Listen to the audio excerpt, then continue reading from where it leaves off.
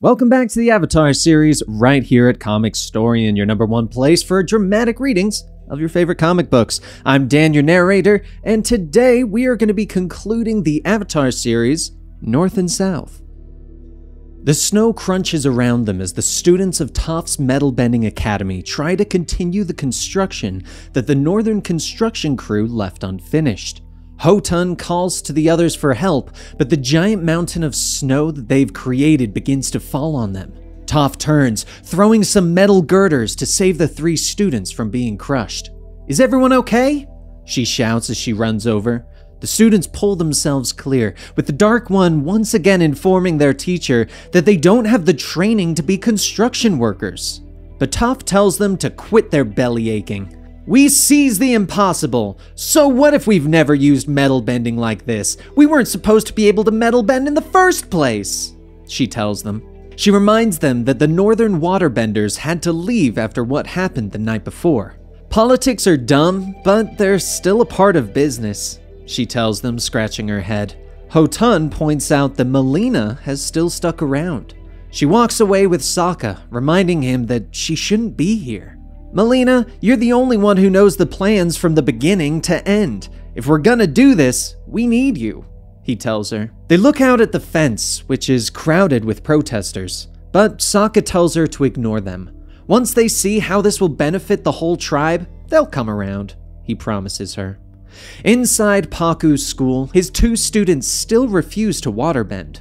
"We're not waterbenders," they shout at him, and the elderly master rubs his head. 3 weeks of this, he whispers with a sigh. But he brightens up as someone comes through the door. "Well, if you won't listen to me, maybe you'll listen to our guests," he tells them as Aang and Katara walk through the door. "Hey kids, you can call me Aang," Aang tells them as he swirls the water from the bucket around the room. "Whoa, no way," the kids shout in unison. They are shocked to learn that Katara is the Avatar's friend. "How come you didn't tell us when we were at the festival? We would have been a lot nicer," the girls tell Katara. She leans down to question the girls, asking why they didn't want to reveal that they were benders. And the girls explain that their mother always told them to keep their bending a secret, or the Fire Nation would come and get them. They were shocked that their mother sent them away after Paku arrived in the village. And finally, the girls turn and run away, shouting that it didn't matter that Katara was the Avatar's friend. "You're not gonna make us do anything we don't want to do." "Well, that didn't go the way I thought it would," Aang notes as they watch the girls run out. "Teaching is hard, take it from me," Hakoda tells them as he enters the room, limping across the floor with the help of a cane. Katara rushes to her father, concerned for him, but Hakoda brushes it off, telling her that he was out for his morning walk. Master Paku bids the kids to leave with Hakoda, telling them that he will keep trying with the girls. As they walk through the city, Hakoda mentions what an accomplished healer Katara has become, noting that he wouldn't be able to walk at all if it wasn't for her. He thanks Aang for his help at the festival as well. He tells them that it was seeing Team Avatar working together, members from all 4 nations, to make him more sure than ever that the Southern Water Tribe needs to collaborate with the other nations to move forward. "It took people from all 4 nations to save the world. It will take the same to reconstruct the South," he tells them.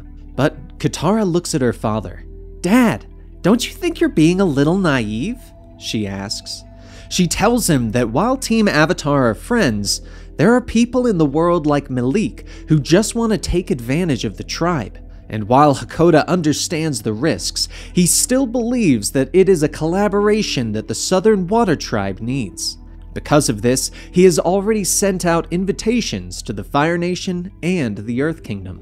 "We'll have a conference this evening, and I'd like you both to be there," he tells them. Later that day, airships from both kingdoms drop off Fire Lord Zuko and Earth King Kue, and the Earth King is shocked at how cold the South Pole is, and nervous when he sees the protesters. And they are greeted by Sokka, who rushes to hug his friend Zuko. "Hello, friend!" Kue waves as he uses Bosco, his bear, for warmth. Zuko motions over his shoulder to the protesters, asking Sokka if they should really be here. But Sokka nods his head as he leads his friends past the angry villagers. They just need to see what we're trying to do. Then they'll get it, he tells him. That night, Gilok speaks to the officer that guards him outside his cell. Despite Gilok's words, the guard believes what Hakoda is doing is right. But the man is shocked when Gilok uses a key to unlock his cell. Gilok turns and knocks the guard out with a quick blow. Officer Liren leads Gilok through the prison to find Thawd, the chi blocker. Gilok opens his friend's cell. For the tribe, they whisper to each other. In the conference room, Hakoda finishes his presentation to Zuko and Kue. He believes that the Water Tribe should set up embassies in both their nations and invites them to do the same. Sokka cheers for his father, excited for his vision of the future, even if Katara doesn't share his enthusiasm. Zuko nods, telling the head chieftain that he can count on the Fire Nation for support. Your people have suffered so much destruction at our hands. We are grateful for the opportunity to help you rebuild, the Fire Lord tells him. But Earth King Kue apologizes, but believes that the Earth Kingdom can't offer its support so readily. He believes that if he can show his advisors that the Southern Water Tribe is making progress towards civilization, he might be able to convince them. Excuse me? Katara snaps, angry at the Earth King's use of the term civilization. Kue tries to backpedal, apologizing for his clumsy use of the word, and he finally turns back to Hakoda. In fact, we'd be honored to help the Southern Water Tribe develop into a cleaner, safer place, he tells them. Katara still isn't happy and starts to argue, but the meeting is interrupted as an officer bursts through the door to warn them of Gilok's escape. But a boomerang hits the officer in the back, and Gilok's army enters the room. Look at you, head chieftain Hakoda, so eager to sell out your tribe to foreign masters. Gilok snorts. The warriors rush across the room to be met by the fire of Zuko and Aang's airbending. Katara manages to disarm Officer Liren, snapping at her for betraying her father. Sokka stands against a large warrior, throwing his boomerang and seemingly missing. Ha! You missed! The warrior boasts. Did I though? He asks as the warrior laughs, pointing to the lights above him. The chain of the chandelier snaps, sending it crashing down on top of the warrior. Ha ha! Captain Boomerang does it again! Sokka cheers for himself. Another warrior tries to attack Toph, but she tells him to stop. You don't want to fight me, big guy. Trust me. She tells him as she bends the small amount of moon rock in her hands. You think I'm scared of your little pebble? He asks her.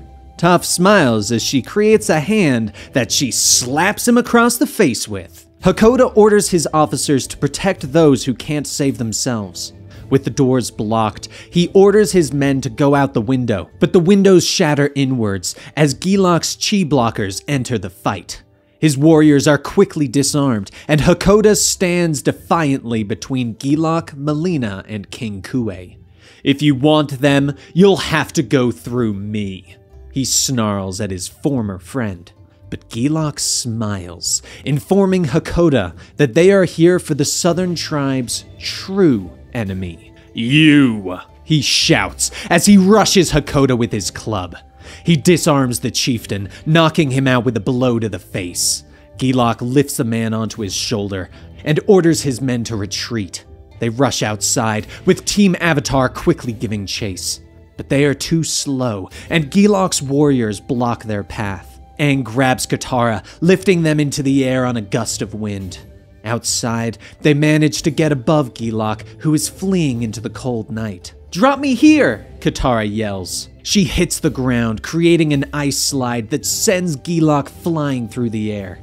Luckily, Aang flies out, catching Hakoda before he hits the ground. Katara runs over, concerned for her father, but Aang tells her that he is all right and she should continue after Gilok. She rushes past them, running up the hill to look out into the quiet night. He's gone! Gilok got away! She snaps as Sokka catches up to her. We saved Dad, Katara. That's what counts, her brother tells her. The group returns to the city hall with everything seeming to be okay. It is Zuko who suddenly realizes, though. They took Earth King Kue, he tells them. Later, Melina is trying to get Hakoda to rest, but the head chieftain doesn't think he can. Team Avatar enters the room, telling them that they lost Gilok's trail at the entrance of a vast maze of underground tunnels that will take them weeks to search. Listen, team, we'll rest for a bit, but we have to go back out there as soon as we can, Aang tells them. The group is interrupted as a messenger hawk flies through the window. Hakoda reads the parchment, telling them that it is from Gilok and he wants to make an exchange. King Kue's life for mine, he tells them. Sokka takes the scroll, reading it off to the group. It says that Gilok wants to make an exchange at the Bridge of No Return. An old rope bridge up in the mountains, not far from here, Katara explains, telling them that the bridge was how the tribe used to deal with criminals. If they survived the crossing, they had to make their way into the mountains, and most people didn't survive. Sokka continues, telling them that Gilok's army would be on one side, while Hakoda and Team Avatar are on the other. The Benders have to willingly allow Thawd and his disciples to chi-block them, so that they can't be overpowered. And once Hakoda starts across the bridge, Gilok will send King Kue across. Any funny business, and Gilok cuts the bridge, Sokka finishes. Zuko nods, telling them that Gilok is planning to cut the bridge anyway. No way Gilok's gonna pass up on the opportunity to get rid of 2 of his enemies at once, he tells them. Everyone looks at him in shock, and Aang and Katara comment on how evil that is. I used to be a bad guy. I know how bad guys think, Zuko tells them with a shrug. Everyone is shocked by this deal, not believing that they can go through with it. We'll come up with something, and with a smile, he turns to Sokka. So, what's the something we're coming up with, planner guy? He asks his friend. I thought you'd never ask, Sokka answers with a grin. That night, they stood looking across the Bridge of No Return. Sokka looks back at Aang. Everything in place? He asks. All according to plan, planner guy, Aang tells him with a thumbs up. Aang kisses Katara on the cheek, telling her not to worry, but Sokka notices his sister still seems upset. She tells him that this wasn't what she thought coming home would be like, that she thought when this war was over, their lives would go back to what they were supposed to be like. Katara, I get what you're saying, Sokka tells her with a nod, but he reminds her that they have no actual idea what life was like before the war. Nobody alive does. What if the South Pole you're imagining, the one where everything is how it's supposed to be, never actually existed? He asks her, and Katara is stunned for a moment. But it doesn't last as Aang rushes over, telling them that Gilok and his army have arrived. The Chi blockers come across the bridge, quickly taking down Team Avatar. Hey, what are you doing? I'm not a bender, Sokka shouts as they get him last. His body goes limp as he hits the ground. You're still a threat, the Chi blocker hisses. Gotta admit, I'm flattered, Sokka grins as his body goes limp. With the benders taken out, Hakoda begins to move across the bridge. At the far end, Earth King Kue begins to inch forward. The bridge sways under their feet, and he becomes scared. Don't look down, your majesty. Keep your eyes on me and think of Bosco, Hakoda shouts to the Earth King. Finally, they've reached the middle of the bridge, and seeing this, Gilok doesn't hesitate. Time to say goodbye, he smiles, bringing his blade down on the ropes. But ice knocks the blade from his hand, and he turns in surprise to see Melina. I'm a builder, not a fighter, so I don't really know how to use bending for combat. Good thing my friends here do, she says, moving aside to reveal Toph's metal bending students. The 4 of them lash out at Gilok's army, knocking them down and taking out their weapons. Melina and the metal benders have come out of hiding, Sokka says, suddenly sitting up. Our turn, Toph shouts as she sits up next to him. Team Avatar get to their feet and use their bending to quickly take out the Chi blockers. What is this trickery? Thawd shouts, and Sokka smiles, revealing the chainmail armor that they were all wearing under their clothes. Designed by me and made by the students of the Beifong Metal Bending Academy, he tells him with a smile. With his army defeated, Melina steps forward and orders Gilok to surrender. But the man refuses, taking his torch and rushing out onto the bridge. You won't win today, Hakoda, even if I have to lose, Gilok shouts as he dips the torch to the ropes of the bridge. From behind him, Melina tries to grab onto his arm. How dare you touch me, you northern scum! Gilok hisses. Katara shouts for her friend, and Zuko rushes out onto the bridge. Melina and Gilok struggle with the torch as the fire begins to consume the ropes. But suddenly, everything goes out. Whew, just in time, Zuko whispers as they turn to look at him. But he wasn't quick enough, and the rope suddenly snaps after being weakened. They all grab the bridge as it sways across the canyon.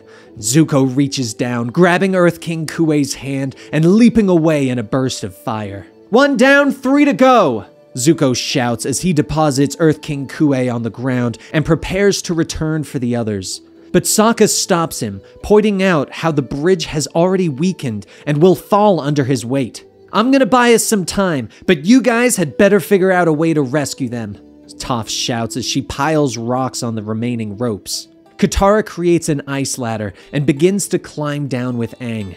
Aang pops open his glider and grabs the rest of the group, carrying them away as they monkey arm together. Try not to move too much! I can barely hang on to you as it is, he gasps to them. Hakoda looks down at Gilok, ordering the man to stop moving. I told you, Hakoda, even if I have to lose, you won't win, he shouts as he swings his sword at Melina's hand. The woman lets go of him, and Gilok plummets into the darkness below. Aang continues to struggle, his grip loosening on Hakoda's hand, and Melina smiles up at Hakoda. The two of us are too much weight for the Avatar, she tells him. Hakoda looks at her, telling her to hold on just a little longer. Then all 3 of us will die. Goodbye, Hakoda, she tells him, releasing her hand. I love you, she shouts as she begins to fall. Katara leaps off her ladder, moving across the canyon on an ice slide, and she manages to catch Melina, sliding back to the canyon wall and jamming an ice platform into it. Thank you, Katara, Melina gasps.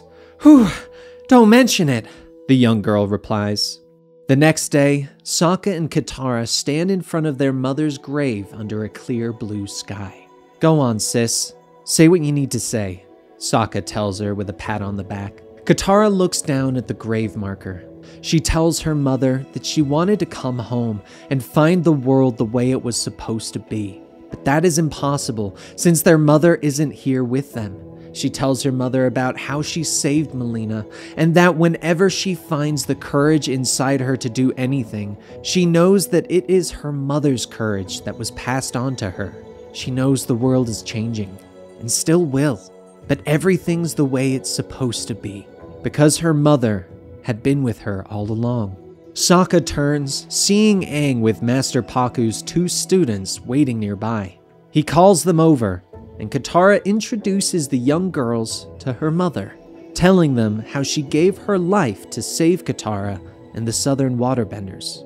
I think that's why your mother sent you here. She wants you to be part of the tradition that my mom helped save, Katara tells them.